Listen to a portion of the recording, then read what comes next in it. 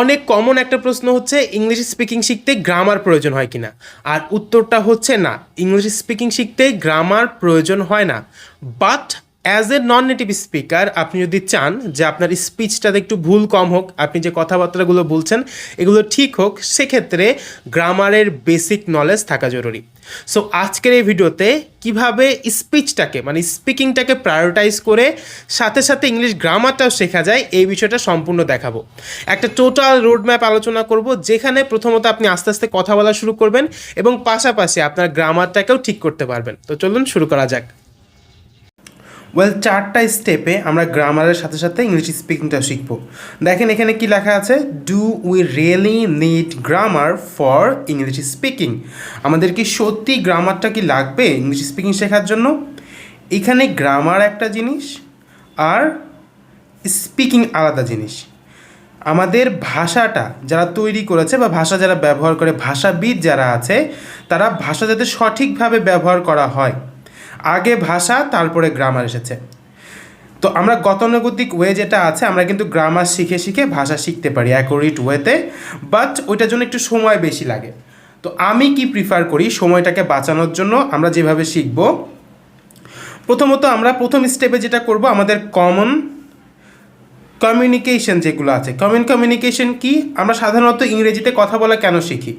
আমাদের হয় কোনো ইন্টারভিউ আছে, অথবা আমাদের অফিস কমিউনিকেশনে ইংরেজির প্রয়োজন হচ্ছে। So common communication, interviews, office, buyer থাকে, যদি আপনি ব্যবসায়ী হন, আপনার বায়ার যদি বিদেশি হয়, সেক্ষেত্রে আপনার কথা বলা প্রয়োজন হয়। সো এইগুলো হচ্ছে আমাদের কমন কমিউনিকেশন।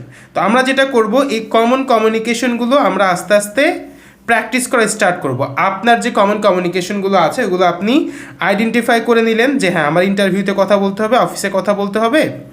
তো এই দুইটা হচ্ছে আপনার কমন কমিউনিকেশন। কমন কমিউনিকেশনগুলো আপনি আইডেন্টিফাই করে নিয়ে প্র্যাকটিস স্টার্ট করে দিলেন। তার সাথে আপনি কি করলেন, গ্রামারটা কি, হোয়াট ইজ গ্রামার, এটা বোঝার চেষ্টা করলেন। এই যে এখানে বললাম না যে ভাষা আগে এসেছে তারপরে গ্রামার এসেছে, ভাষাটাকে অ্যাকুরেটলি বলার জন্য আমাদের গ্রামারটা প্রয়োজন হয়। সো আপনি আস্তে আস্তে আইডেন্টিফাই করবেন যে আপনার কোন গ্রামারগুলো প্রয়োজন। আপনি কি সবই একেবারে ভুল বলছেন, একেবারে যাচ্ছে তাই, এগুলো আপনি আইডেন্টিফাই করলেন। একটু সাবজেক্ট বুঝলেন, অবজেক্টটা কি বুঝলেন, সাবজেক্ট কীভাবে কাজ করে, অবজেক্ট কীভাবে কাজ করে একটু দেখলেন। তারপরে why do you need grammar, এটা বুঝলেন যে আপনার প্রয়োজন অনুযায়ী আপনি গ্রামারটা কেন আপনি শিখবেন। মানে এক্স্যাক্টলি এই যে এখানটাতে সাপোজ আপনি ইন্টারভিউতে কথা বলবেন, এই জন্য আপনার লাগবে, তো ইন্টারভিউতে কি আপনি সবই ভুল বলছেন? আপনার কথাবার্তা বলার জন্য যতটুকু গ্রামার প্রয়োজন আপনি আইডেন্টিফাই করলেন। তারপরে আপনি চলে আসবেন জেনারেল পার্টে, পার্ট 2তে। এটা আপনার কমপ্লিট হলো, আপনি এটা 10 দিন 15 দিন প্র্যাকটিস করলেন, আপনার স্টেপ 1 কমপ্লিট। এবার আপনি আসলেন স্টেপ 2তে। স্টেপ 2তে আপনি জেনারেল সেন্টেন্স তৈরি করা শুরু করলেন, যাতে আপনি ফ্রিলি ইংরেজিতে স্পিকিং করতে পারেন। সো জেনারেল সেন্টেন্স কীভাবে তৈরি করতে হয় ওইটা শেখার জন্য আপনি কি করলেন, টেন্স শেখা স্টার্ট করলেন। কারণ আমরা ইংরেজিতে হয় টেন্স ফলো করে কথা বলি, নয়তো মোডাল ভার্বস ফলো করে কথা বলি। এর বাইরে কিন্তু আমরা কথা বলতে পারি না। আমাদের যে 12টা টেন্স, হয় আমরা এই 12টা টেন্স ফলো করে কথা বলছি, নয়তো যে ক্যান, কুড, মে, মাইট, আমাদের যে মোডাল ভার্বগুলো আছে আমরা ওইগুলো ফলো করে কথা বলি। তো জেনারেল সেন্টেন্স যখন আপনি স্টার্ট করলেন তৈরি করা শেখা, তখন আপনি এই টেন্স এবং মোডাল ভার্বের ব্যবহার শিখে শিখে জেনারেল সেন্টেন্সগুলো তৈরি করছেন, যাতে আপনি ফ্রিলি কথা বলতে পারেন। এগুলো দেওয়ার উদ্দেশ্য হচ্ছে, প্রথমে এই যে এগুলো দেওয়ার উদ্দেশ্য হচ্ছে যাতে আপনার ডে টু ডে কথাবার্তা আপনি বলা শুরু করতে পারেন। তারপর আপনি ফ্রিলি ইংরেজিতে কথা বলার জন্য জেনারেল সেন্টেন্সগুলো তৈরি করা শিখলেন, টেন্স, মোডাল ভার্ব শিখলেন। তারপরে আপনি আরও অ্যাডভান্স লেভেলে যাবেন যে হ্যাঁ, এখন আমি আমার সেন্টেন্সগুলোকে বড় করব।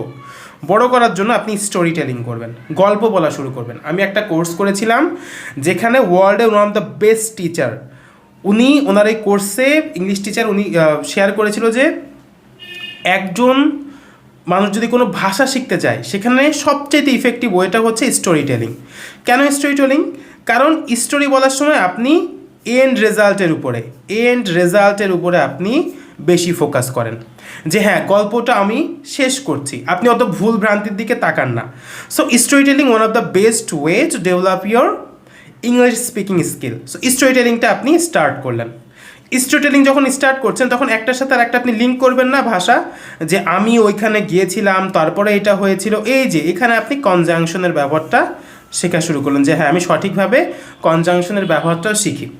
স্টোরি টেলিংয়ে যখন আপনি আসলেন তখন কনজাংশনের ব্যবহারটাও শেখা স্টার্ট করলেন। আফটার দ্যাট যখন আপনি দেখলেন যে হ্যাঁ আমি মোটামুটি এখন স্টোরি টেলিং করতে পারছি, আমি বেশ ভালো একজন স্পিকার হয়ে যাচ্ছি, তখন আপনি আসবেন অ্যাডভান্স লেভেলে। এই যে এখানে টাইম ফ্রেমগুলো আসলে ডিপেন্ড করবে যে আপনি কতটুকু প্র্যাকটিস করছেন। এক একটা স্টেপে আপনার 30 দিনও লাগতে পারে, 1 উইকও লাগতে পারে। জেনারেলি আমাদের 30 ডেজ মতো টাইম লাগে মাঝে মাঝে।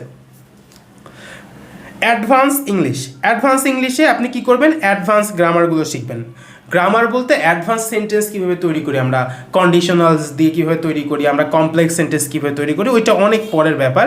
যখন আপনি এগুলো কমপ্লিট করে ফেলবেন, অ্যাডভান্স ইংলিশে আসলেন, আপনার রিটেন কমিউনিকেশনটা খুব ভালো ডেভেলপ করতে চাচ্ছেন, খুব সুন্দর করে কথা বলতে চাচ্ছেন, আপনারা যারা বড় পোস্টে যাবেন তাদেরকে এই লেভেলে আসতে হবে যাতে আপনারা অনেকক্ষণ ইংলিশে কমিউনিকেশন করতে পারেন। সো দেন আপনি অ্যাডভান্স গ্রামারটা অটোমেটিক্যালি আস্তে আস্তে শিখে যাবেন। তো আই গেস আমরা একসাথে স্পিকিংটা এবং গ্রামারটা পাশাপাশি নিয়ে চলতে পারবো এবং আমাদের ভালো একটা ইংলিশ কমিউনিকেশন স্কিল ডেভেলপ করতে পারবো। আশা করি ভিডিওটা উপকারে আসবে। যদি উপকারে আসে অবশ্যই শেয়ার করে দিবেন যাতে অন্যরা উপকৃত হয়।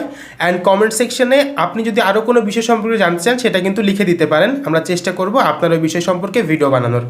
অ্যান্ড অবশ্যই চ্যানেলটাকে সাবস্ক্রাইব করে রাখবেন যাতে পরবর্তী ভিডিওগুলো খুব দ্রুত আপনার কাছে পৌঁছে যায়। Thanks for watching.